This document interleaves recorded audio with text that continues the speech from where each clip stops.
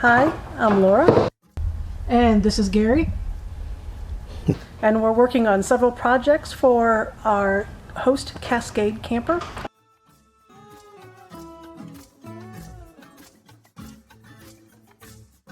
One of the projects I'm working on is getting insulation into the host Cascade camper. When we were coming back from Oregon on our trip to pick up our SherpTech bed, we had a couple of issues related to freezing lines, that kind of thing. So we're working on areas ultimately to help allow us to camp in much colder weather, and I will show you what we've done. The type of insulation I'm using is this RMAT Plus 3. I'm using the half-inch version just to kind of keep things as small as possible, but I'm hoping that this will be better than Reflectix. If you look at the other side, it does have the foil that would be similar as the Reflectix material. The intention is the same, but you are also adding some insulation barrier as well. My plan is to add this to the two areas near the bed that in that closet, and then on the driver's side closet. I am planning on also going through and insulating the cabinets in the kitchen, those upper small cabinets, but more so in these bottom cabinets in order to keep things a little bit more temperature controlled. This is how we insulated the driver's side little closet area. We ended up adding insulation to basically the outside walls, including the angled wall. Hoping that our area over the cab will be a little less chilly.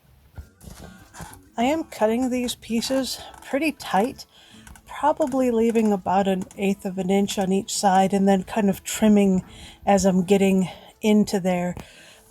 You can kind of see as I'm pushing that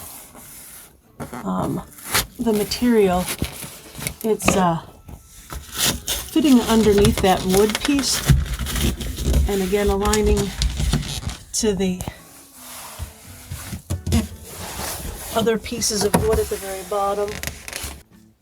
I don't know if this is the right tape that I'm supposed to be using, but it's typical metal duct tape.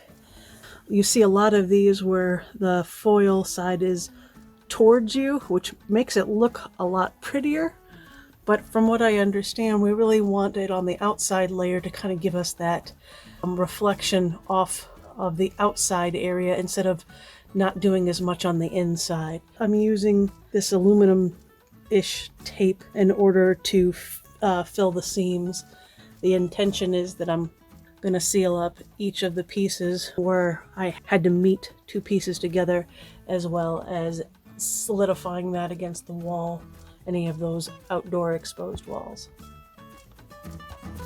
On the passenger side closet, I ended up having to remove the upper kind of decorative metal piece in order to get the insulation in. I really didn't want to cut it down and have that max length in there. So I ended up having to take that down. Really, all I had to do was loosen up a few of these screws in the railing here.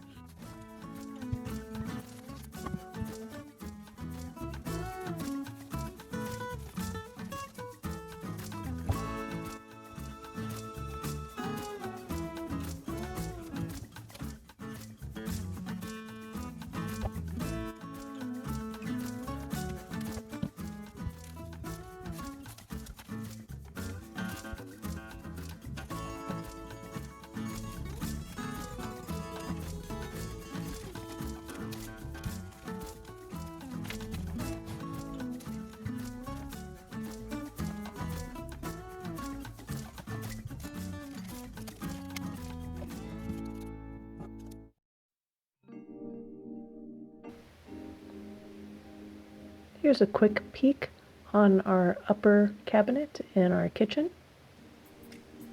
I did put the insulation with the foil towards us, mainly because of aesthetics. Maybe sometime I will add wallpaper to it, see how it looks. Here's the cabinet underneath the sink. We did try to get insulation as far back as possible, even behind the drawer on the right-hand side and the stove.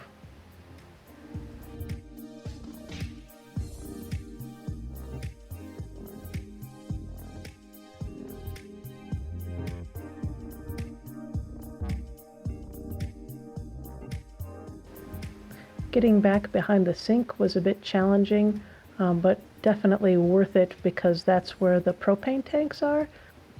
A lot of opportunity to insulate that area, especially with the box being metal.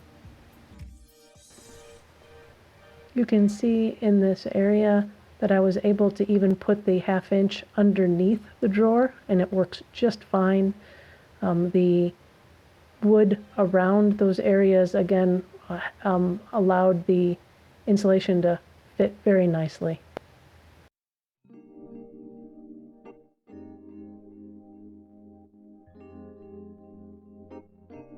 I kind of went to town on the dining room area. I wasn't quite sure where to start. I did focus on the back panel and then basically around every place I could. I did focus on the black tank plastic insert area. I thought that would be likely to have a lot of potential for excess temperatures outside.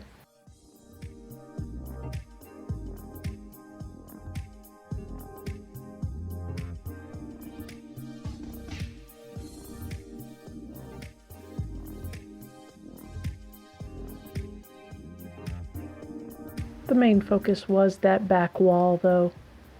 I was able to get behind it pretty easily, behind the black wash. Fit everything kind of nicely.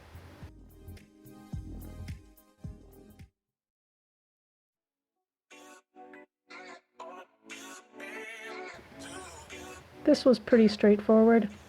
I shoved as much of the insulation as I could as far left as possible. On the right hand side, I'll show you later that I put that in from the inside.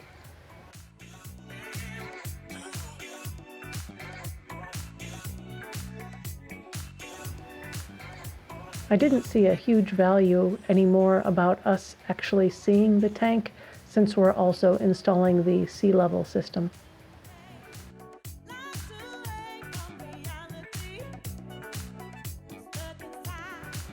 On the opposite side, I did insulate on, this is the driver's side going into the cadaver tray. That back wall and the left wall were insulated. I just forgot to take pictures.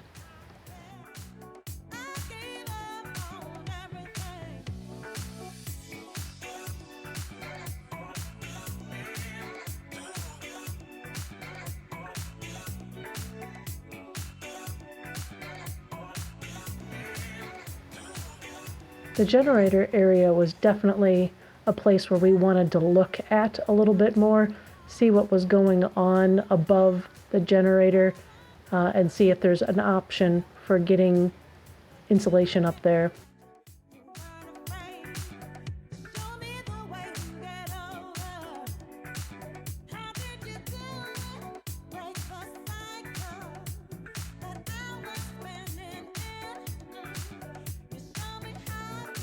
In order to get that panel out, we had to loosen the propane fitting, and I had to remove both the hot and cold water on the lines on the faucet in order to get back there.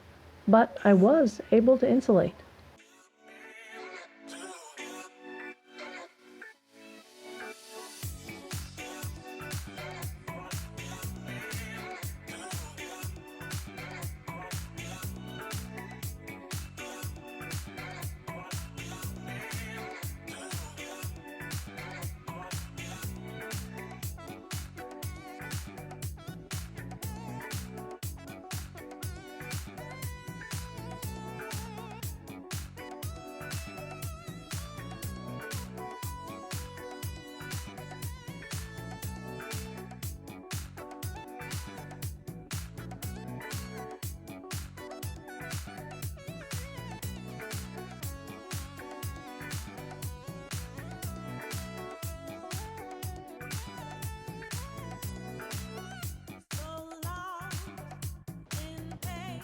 Another area that we're going to insulate is over by the cadaver tray, where the low point drains and the water pump is located.